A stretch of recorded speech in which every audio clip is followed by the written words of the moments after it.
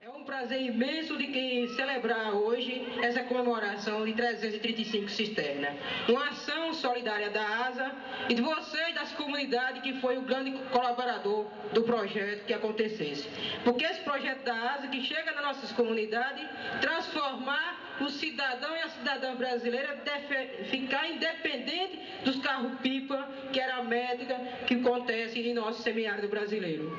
Nós queremos parabenizar também toda a equipe do projeto da PMC Petrobras e todos os companheiros que lutam em defesa de defender o que sofre nosso município e nossa região.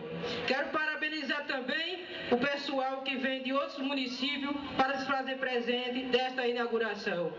E também não esquecer de lembrar o apoio que o pessoal da Petrobras fez nesse momento de 335 cisternas, para também que eles entendam que o município de Roçá construiu 335 cisternas, mas precisamos numa média de 600 a 700 cisternas para beneficiar aquelas famílias que não foram beneficiadas. E outro momento também é de dizer ao cidadão e às cidadãs que moram no campo: quem tem um recebimento de sua cisterna, não seja partido político nenhum, nem ser facção, seja assim um trabalhador da roça e a mulher do campo, para todos ser beneficiados, sem olhar quem.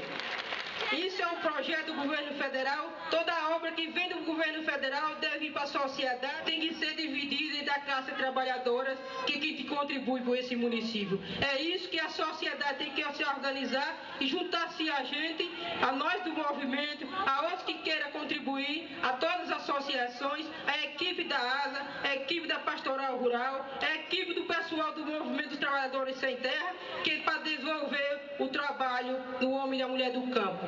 Tem que lutar não só para a cisterna, mas sim para viver, ter o seu alimento todo dia, para nunca faltar, para não ficar dependente de esmola. Esse seja o projeto de transformação social. Além da água das cisternas, também reivindicamos a água também da produção. Porque além de a família ter a cisterna para beber a água, também precisa água do consumo animal e também pequenas barragens para a produção de peixe, para alimentar os cidadãos todo dia. Eu quero parabenizar a todos e muito obrigado.